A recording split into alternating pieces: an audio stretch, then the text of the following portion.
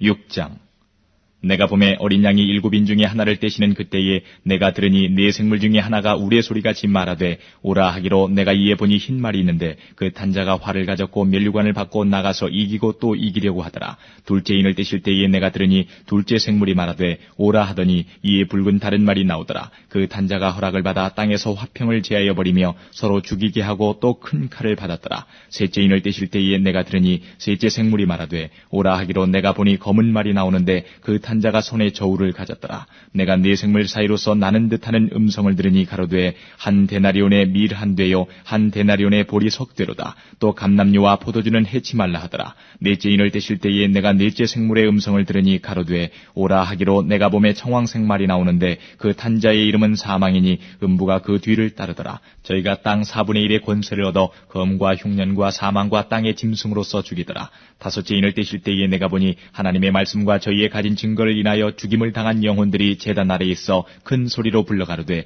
거룩하고 참되신 대주제여 땅에 거하는 자들을 심판하여 우리 피를 신원하여 주지 아니하시기를 어느 때까지 하시려나이까 하니 각각 저희에게 흰 두루마기를 주시며 가라사대 아직 잠시 동안 쉬되 저희 동무 종들과 형제들도 자기처럼 죽임을 받아 그 수가 차기까지 하라 하시더라.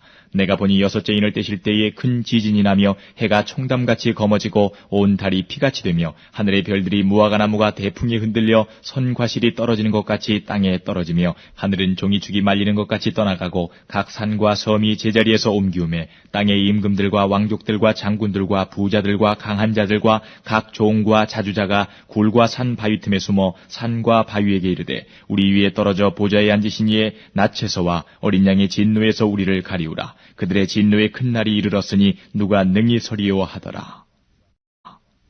7장. 이 일 후에 내가 네 천사가 땅 네 모퉁이에 선 것을 보니 땅의 사방에 바람을 붙잡아 바람으로 하여금 땅에나 바다에나 각종 나무에 불지 못하게 하더라.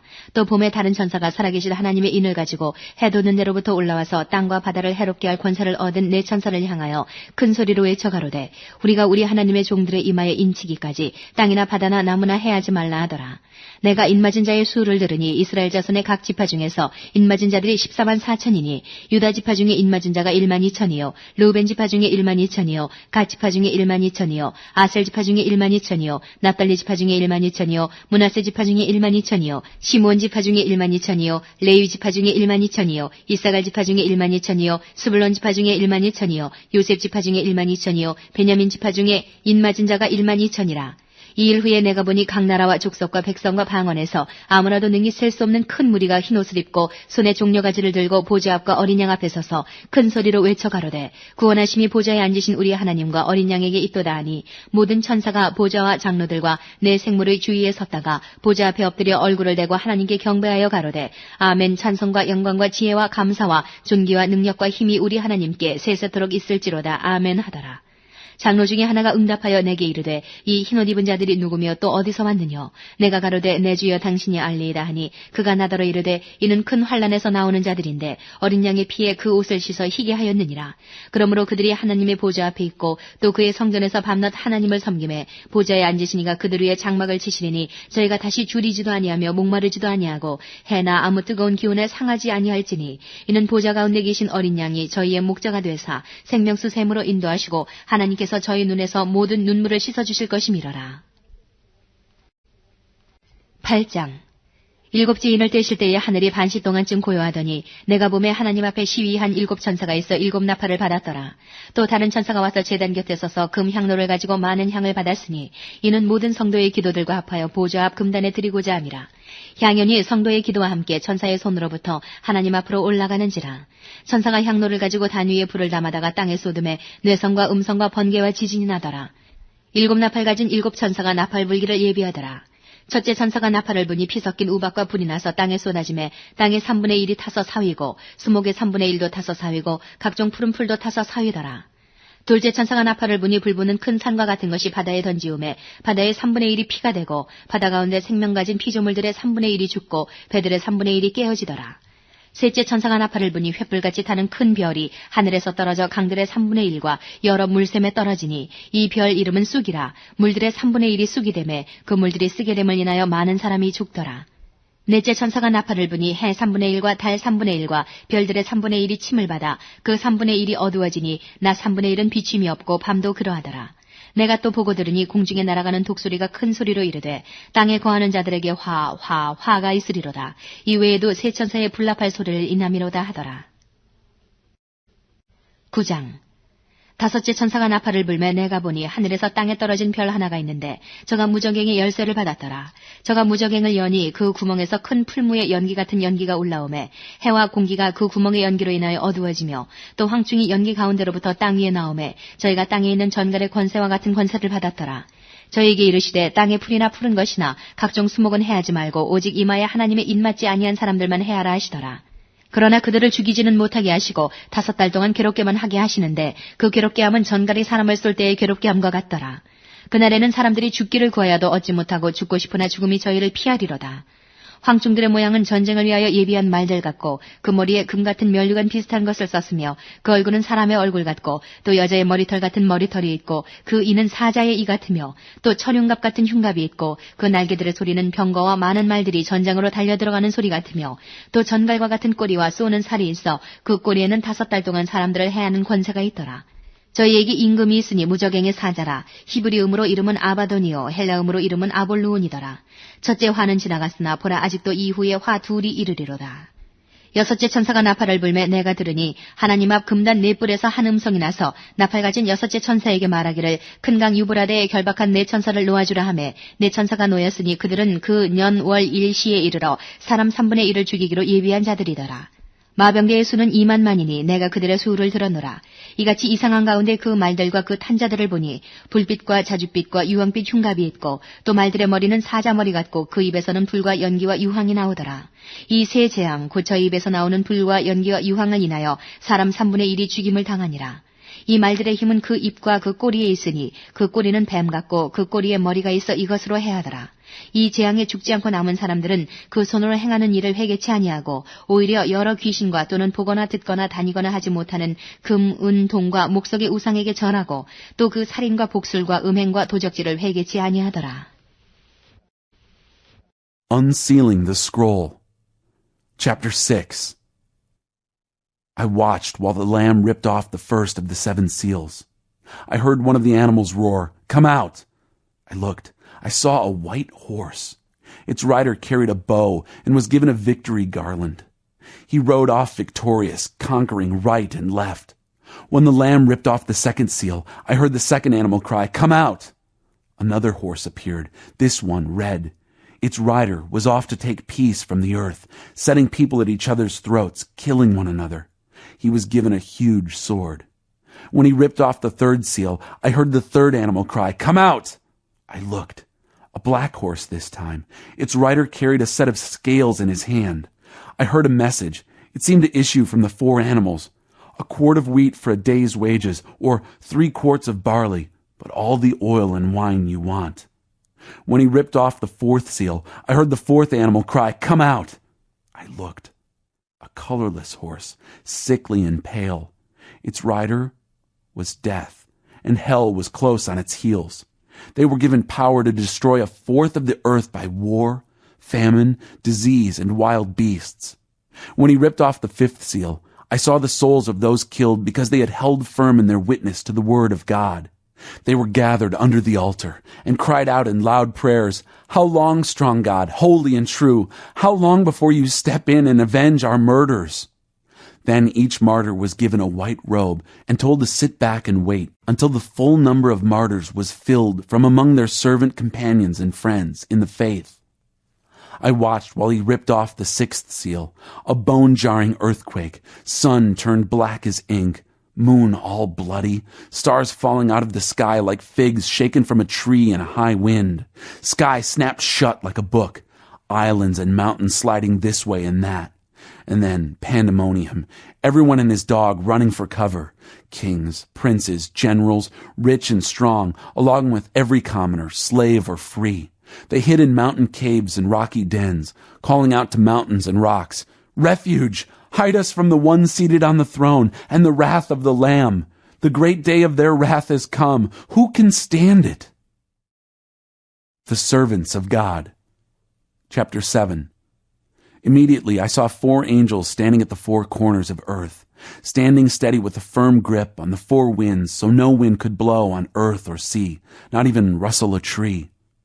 Then I saw another angel rising from where the sun rose, carrying the seal of the living God. He thundered to the 4 angels assigned the task of hurting earth and sea. Don't hurt the earth. Don't hurt the sea. Don't so much as hurt a tree until I've sealed the servants of our God on their foreheads. I heard the count of those who were sealed. 144,000. They were sealed out of every tribe of Israel. 12,000 sealed from Judah, 12,000 from Reuben, 12,000 from Gad, 12,000 from Asher, 12,000 from Naphtali, 12,000 from Manasseh, 12,000 from Simeon, 12,000 from Levi, 12,000 from Issachar, 12,000 from Zebulun, 12,000 from Joseph, 12,000 sealed from Benjamin. I looked again. I saw a huge crowd, too huge to count. Everyone was there, all nations and tribes, all races and languages. And they were standing, dressed in white robes and waving palm branches, standing before the throne and the Lamb and heartily singing, "Salvation to our God on his throne, salvation to the Lamb." All who were standing around the throne, angels, elders, animals, fell on their faces before the throne and worshipped God, singing, "Oh yes, the blessing and glory and wisdom and thanksgiving, the honor and power and strength to our God forever and ever and ever. Oh yes."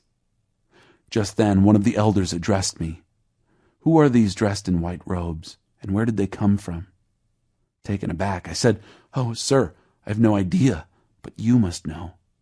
Then he told me, "These are those who come from the great tribulation, and they've washed their robes, scrubbed them clean in the blood of the Lamb. That's why they're standing before God's throne. They serve him day and night in his temple. The one on the throne will pitch his tent there for them. No more hunger, no more thirst, no more scorching heat.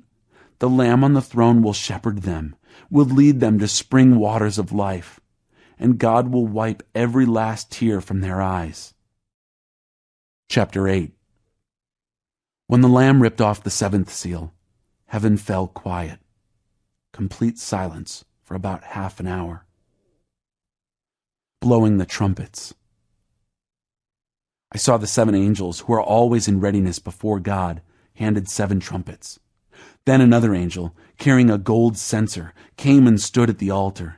He was given a great quantity of incense so that he could offer up the prayers of all the holy people of God on the golden altar before the throne. Smoke billowed up from the incense-laced prayers of the holy ones, rose before God from the hand of the angel. Then the angel filled the censer with fire from the altar and heaved it to earth. It set off thunders, voices, lightnings, and an earthquake. The 7 angels with the trumpets got ready to blow them. At the first trumpet blast, hail and fire mixed with blood were dumped on earth. 1/3 of the earth was scorched, 1/3 of the trees and every blade of green grass burned to a crisp. The second angel trumpeted. Something like a huge mountain, blazing with fire, was flung into the sea. 1/3 of the sea turned to blood. 1/3 of the living sea creatures died, and 1/3 of the ship sank. The third angel trumpeted.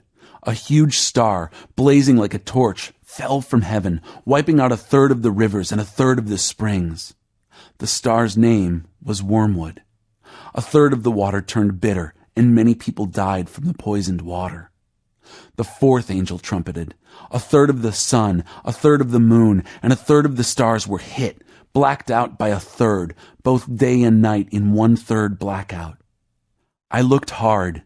I heard a lone eagle flying through middle heaven, crying out ominously, "Doom, doom, doom to everyone left on earth. There are 3 more angels about to blow their trumpets. Doom is on its way." Chapter 9. The 5th angel trumpeted. I saw a star plummet from heaven to earth. The star was handed a key to the well of the abyss. He unlocked the well of the abyss. Smoke poured out of the well, billows and billows of smoke, sun and air in blackout from smoke pouring out of the well. Then out of the smoke crawled locusts with the venom of scorpions. They were given their orders. Don't hurt the grass. Don't hurt anything green. Don't hurt a single tree. Only men and women, and then only those who lack the seal of God on their foreheads. They were ordered to torture, but not kill. Torture them for 5 months, the pain like a scorpion sting. When this happens, people are going to prefer death to torture, look for ways to kill themselves, but they won't find a way. Death will have gone into hiding. The locusts look like horses ready for war.